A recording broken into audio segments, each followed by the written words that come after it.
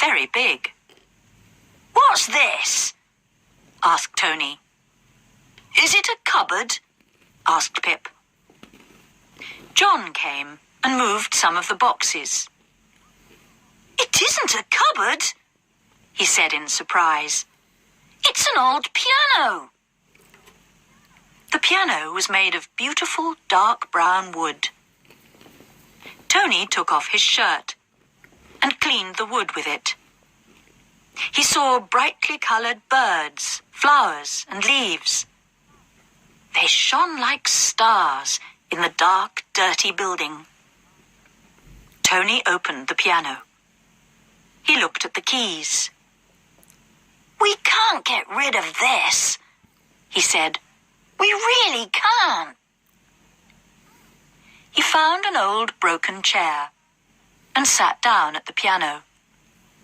His fingers touched the keys. He closed his eyes. Half-forgotten music danced through his mind. His fingers began to move. They moved up and down the keys. He began to play an old song. He was suddenly very happy. "I can play the piano," he thought.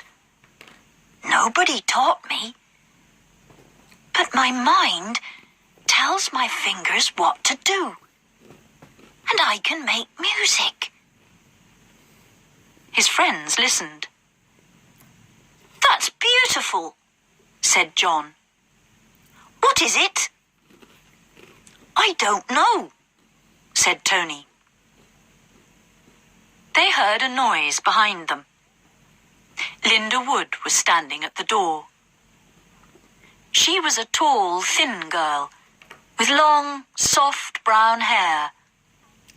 She was not beautiful, but she had big, kind brown eyes and a sweet smile.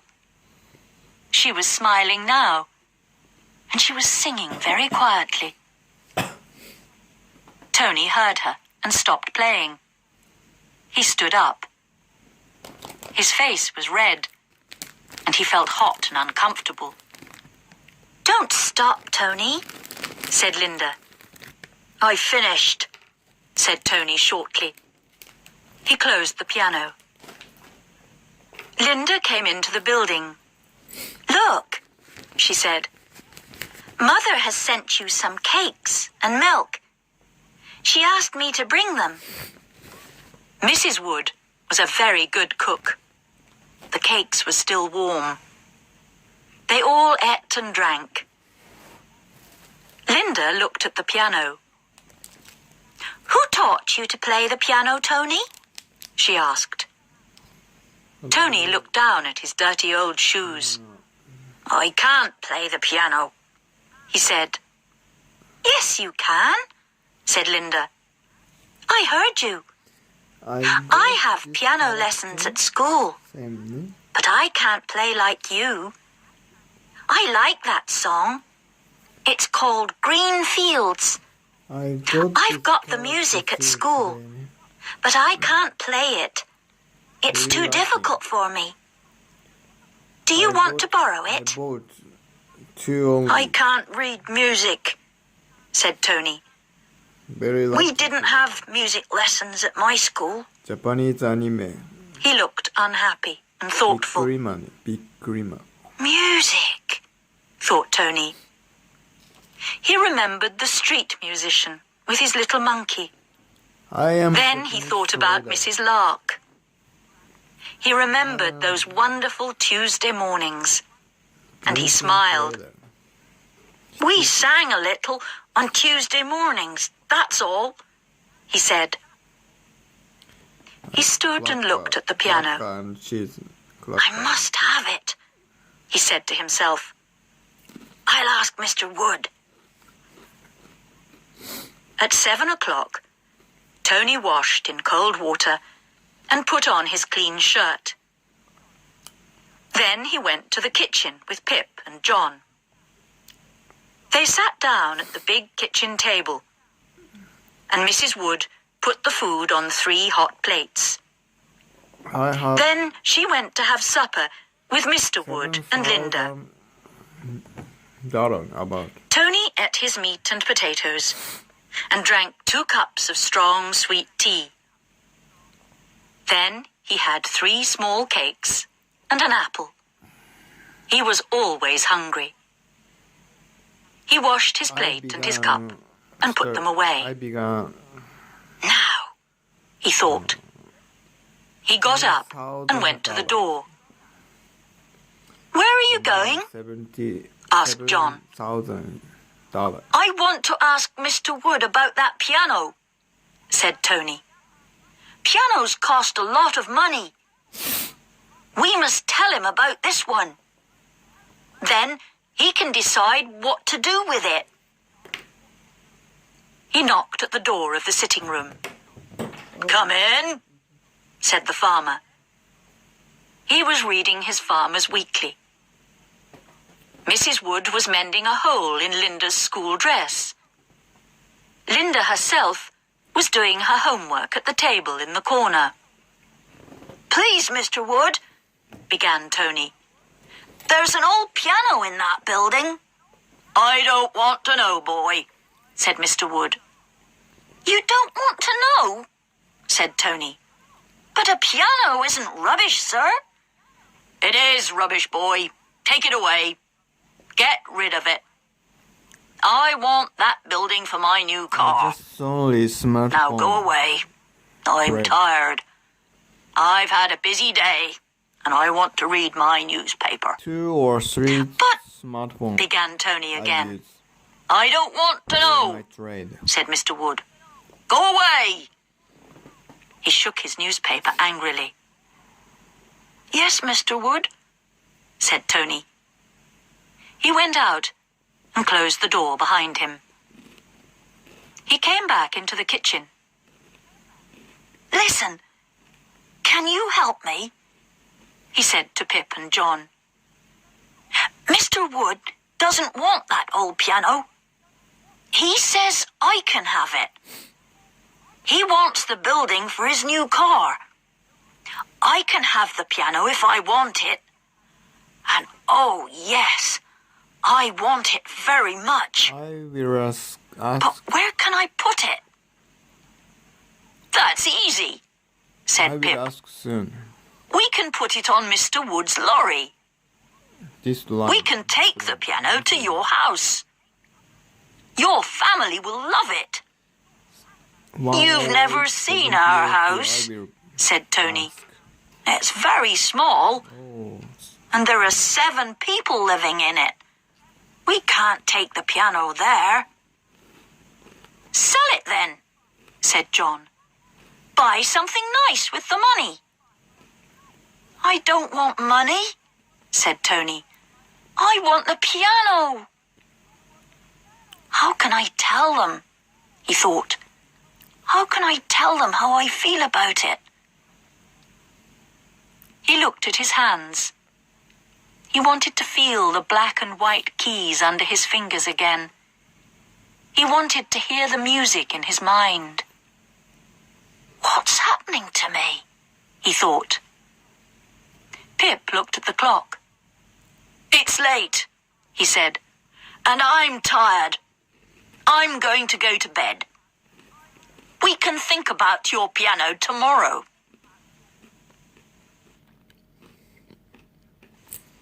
Go up, go up, go up. Chapter 5. Go The Village School. Go up, go up, The next morning, go up. the boys got up at 6 o'clock. They took some sandwiches and a bottle of cold tea, and they began to cut the long grass in Mr. Wood's biggest field. The field was near a quiet road. At the side of the road was a small school. It stood in a garden. There were flowers and vegetables and a few fruit trees. I'm drinking today. But no children were there. Beer. The school was empty. It was summer, and the children were on holiday. The sun shone down angrily. The boys were hot and thirsty. At At 11 o'clock, Tony went for a drink. But the bottle was empty. "I want a drink of water," he said to Pip and John. I He guess took the empty bottle and went into the school garden. There was a tap there, this line. and he turned it. No water came out. He went to the door of the school. Go up. He pushed, and it opened. There was a little kitchen. Tony turned on the tap. He took a long drink and filled his bottle. Then he decided to look around the little school. It did not take him long. There was one classroom. The desks and chairs were very small, because it was a school for young children. Tony went back into the kitchen. "It's July," he thought. "Everyone is on holiday. School doesn't start again until September.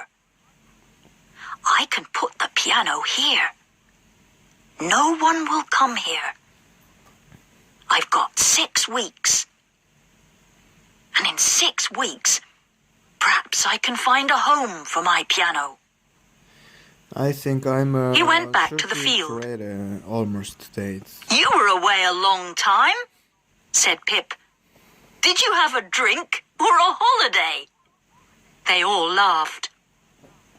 "Listen," said Tony. "The school door is open. I learn The school's empty. English every day. I'm going to put my piano in the classroom." "Don't be stupid," said John. "What will the teacher say?" "He won't say anything. He's on holiday," said Tony. "You're on holiday too, aren't you? When do you go back to school?" Oh, "September the 9th, said John. "That's right," said Tony. it will be Listen. soon. "The door's open. The key's in the door. I'm not going to steal anything. I'm just going to keep the piano in the classroom for a week or 2. Can you help me? We'll put the piano on the lorry and we'll take it to the school." "When?" asked Pip. My room. "Tonight," My room. said Tony. The 3 boys worked very hard. They cleaned out the building. They cleaned the windows too.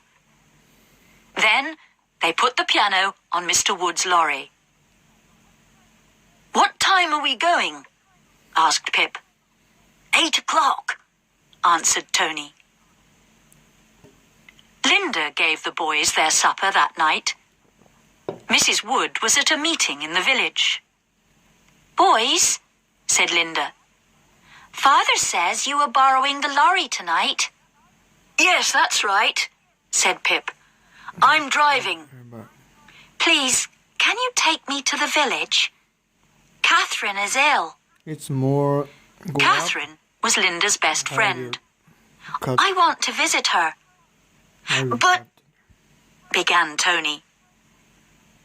He looked into her kind brown eyes, and he told her his story.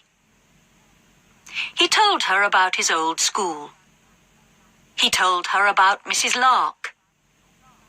He talked about the village school, and the open door, and the quiet, empty classroom. Linda listened. John and Pip listened too. Then Linda smiled. "Thank you, Tony. Now I understand. And I want to help you." The boys drove Linda to Catherine's house. "Please come back at 9:30, she said to Pip. She spoke loudly because Catherine's mother was listening. Then she said very quietly, "Good luck, Tony, and be careful." The boys drove the lorry to the little school. Then they moved the piano was very heavy, but they were young and strong. They pushed it into the classroom and stood it against a wall. "It looks beautiful here," said Pip. He touched the keys. They made a loud, unmusical noise. "Listen to that," said his brother. "You had piano lessons for 3 years, but you didn't learn anything. Play something for us, Tony." Tony sat down and began to play one of Mrs. Lark's songs. The music sang in his mind. It travelled along his arms. His fingers danced over the keys. He did not look at his hands. He did not look at the keys. His eyes were closed. He was in another world. It looks good. Go up. His friends listened. But in case. Tony was not clever. He was big and quiet and slow.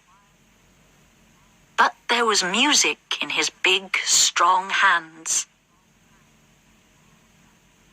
That summer was a happy time for Tony. Every evening after supper, he borrowed Linda's bicycle. He cycled to the school, and he played the piano.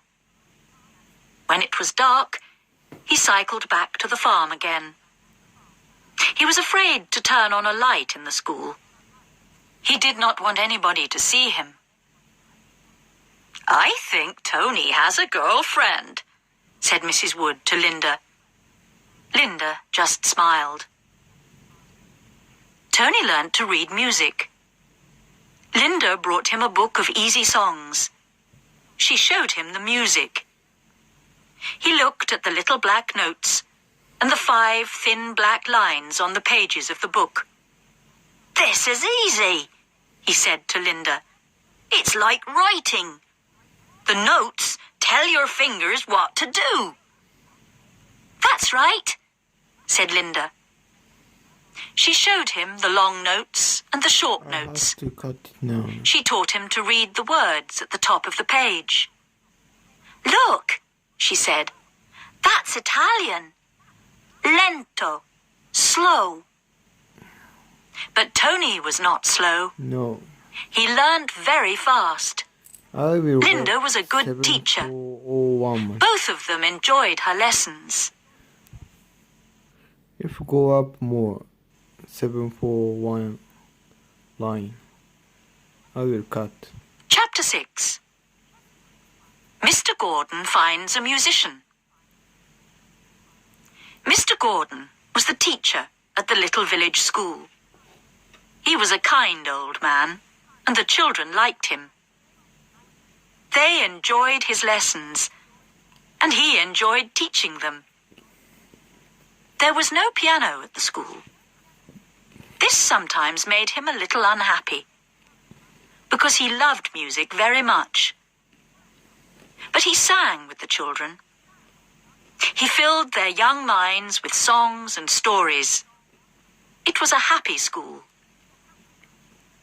One night, during the summer holidays, Mr. Gordon wanted a book. He looked everywhere.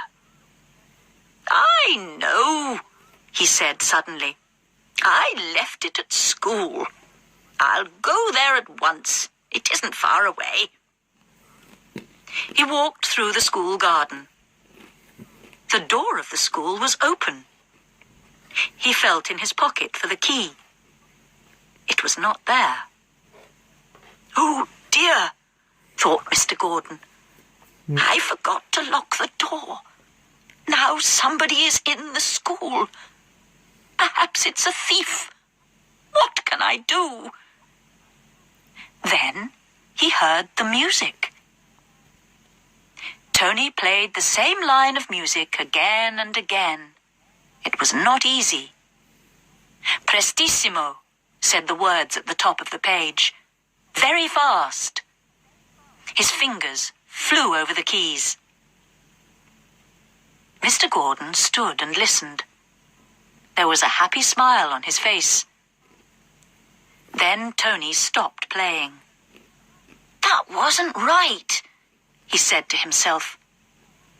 He looked carefully at the little black notes on their thin black lines. The left hand goes like this. Mr. Gordon spoke. And the right hand goes like this. Tony turned round. His face was white. Don't tell the police, he said. Please, I haven't stolen anything. I haven't done anything wrong. No, of course not, said the teacher. But who are you? What are you doing in my classroom? And how did this piano get here? Mr. Gordon visited the farm and talked to Mr. and Mrs. Wood. Tony is very special, said Mr. Gordon. I have been a teacher for 40 years, but I have never met a boy like Tony. He must have music lessons at once. Then he must go to the College of Music in London. He needs to work with other musical boys and girls. Here. But his mother and father are poor, said Mrs. Wood. They can't pay for music lessons. They can't send him to college. They have 5 small children at home. Tony sends them money every month. I can give Tony his first lessons, said Mr. Gordon. I don't want any money. I'll be very happy to teach this wonderful boy. I feel... Oh, how can I explain it to you? This is a very exciting time for me. Last night, I came to school to look for a book, and I found a musician. So impossible. But Tony learns very quickly. Soon he will need a really good teacher. Then we'll have to think about money. Perhaps Tony can go to the College of Music in the daytime and work in a restaurant in the evenings. No, he can't, said Mr. Wood. Suddenly his face was red and angry. Tony is a good boy. He's like a son to us. His father is poor, but we are not. That's right, said his wife. She was usually a quiet woman, but her eyes were bright and excited. We will send Tony to the College of Music, she said. Tony knew nothing about their conversation. He was cleaning Mr. Wood's new car when Mr. Gordon visited the farm. But that visit changed his life. Mr. Wood had a quiet talk with him later. Mr. Gordon wants to give you piano lessons, he told Tony. Tony's eyes shone like stars. Then he shook his head.